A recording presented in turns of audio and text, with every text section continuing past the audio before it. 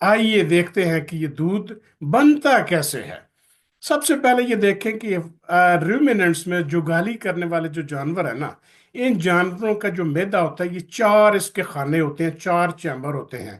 جو پہلا خانہ ہوتا ہے نا، اس کو کہتے ہیں ریومن، بڑی یوجری جسے کہتے ہیں۔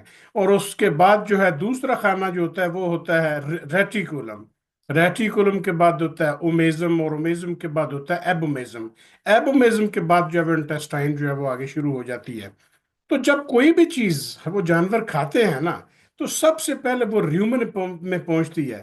اور ریومن میں اللہ تعالیٰ کا نظام ہے کہ اس میں ہزاروں لاکھوں اس میں پروٹوزوا ہیں، فنجائی ہیں اور بیکٹیریا ہیں۔ یہ فنجائی اللی کو کہتے ہیں عام طور پہ ہم۔ اس کی مختلف سپیشیز ہیں، کئی نسلیں ہیں ان کی۔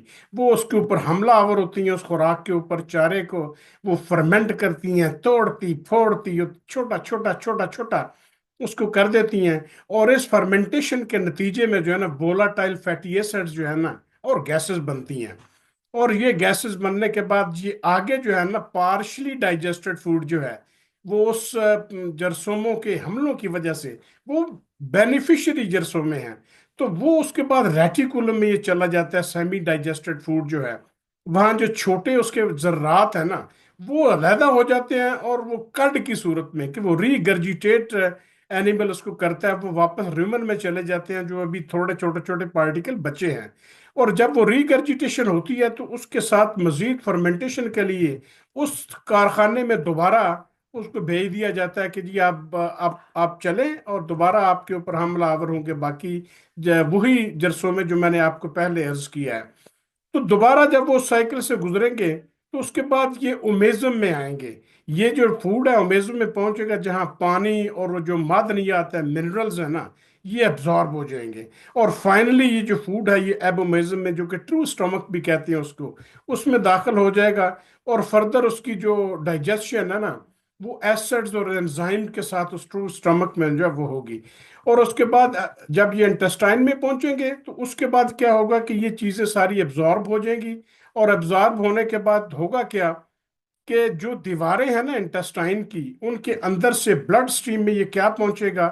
گلوکوز پہنچے گا، امائنو ایسڈز پہنچیں گے، فیٹی ایسڈز پہنچیں گے، جو کہ مختلف پارٹس میں باڈی میں وہ چلے جائیں گے۔ اب یہ گلوکوز کا ہوتا کیا ہے؟ اب یہ ساری چیزیں بلڈ سٹریم کے ذریعے وہ میمری گلینڈز میں، ہوانے میں پہنچ جاتی ہیں، وہ جو تھنوں میں پہنچ جاتی ہیں، جس کے اوپر مختلف ایلویولائی ہوتے ہیں، چھوٹی چھوٹی تھیلیاں ہوتی ہیں، اور ان میں ایلویولر سیلز ہوتے ہیں جو کہ اس نیوٹریشن کو، جو کہ گلوکوز ہے، امائنو ایسڈ ہے، فیٹی ایسڈز ہے نا، ان کو وہ دودھ میں کنورٹ کر دیتی ہیں۔ اور وہ کنورٹ کس طرح کرتی ہیں؟ وہ بھی ایک اللہ کا اپنا نظام ہے۔ سینکڑوں بایو کیمیکل پروسیسز ہیں جن کے ذریعے گلوکوز جو ہے وہ لیکٹوز میں کنورٹ ہوتا ہے۔ اور وہ لیکٹوز، آپ کو پتا ہے کہ لیکٹوز وہ شوگر ہے جو کہ دودھ میں موجود ہوتی ہے۔ جو فیٹی ایسڈز ہیں وہ گلیسرول کے ساتھ کمبائن کر کے ٹرائی گلیسرائڈز بناتے ہیں، جو کہ مین کمپوننٹ ہے فیٹ کا۔ اور اس کے بعد امائنو ایسڈز، آپ کو پتا ہے وہ مختلف امائنو ایسڈز مل کر وہ پروٹین بناتے ہیں، کیزین بناتے ہیں، اور وہ یہی پارٹ ہے اسینشیل جو کہ اس پہ ملک میں ہوتا ہے۔ اب چوتھا سٹیپ اس میں یہ ہے کہ الویولر سیلز جو ہے نا وہ میمری گلینڈز میں جب بن جاتا ہے، الویولر سیلز اس کو بنا لیتے ہیں، ملک کمپوننٹس مختلف بن جاتے ہیں، تو اس کو وہ سیکریٹ کرتے ہیں۔ وہ جو الویولر سیلز ہیں نا وہ سیکریٹ کرتے ہیں، یعنی وہ نکلتا ہے اس میں سے، ان کے الویولر سیلز میں سے، اور جا کے وہ سٹور ہو جاتا ہے الویولائی میں، وہ جو چھوٹی چھوٹی دودھ کی تھیلیاں ہیں۔ اور وہ جو چھوٹی چھوٹی دودھ کی تھیلیاں ہیں نا، الٹیمیٹلی وہ اس کو بڑے سٹور میں، اڈر میں، جو جانور کے حوانہ ہے نا، اس میں اس کو وہ سٹور کر دیتی ہیں۔ ہے نا اللہ تعالیٰ کا کمال نظام کہ اللہ تعالیٰ آپ کو کہاں کہاں سے یہ نعمتیں دیتا ہے۔ اللہ کا شکر ادا کیا کریں اس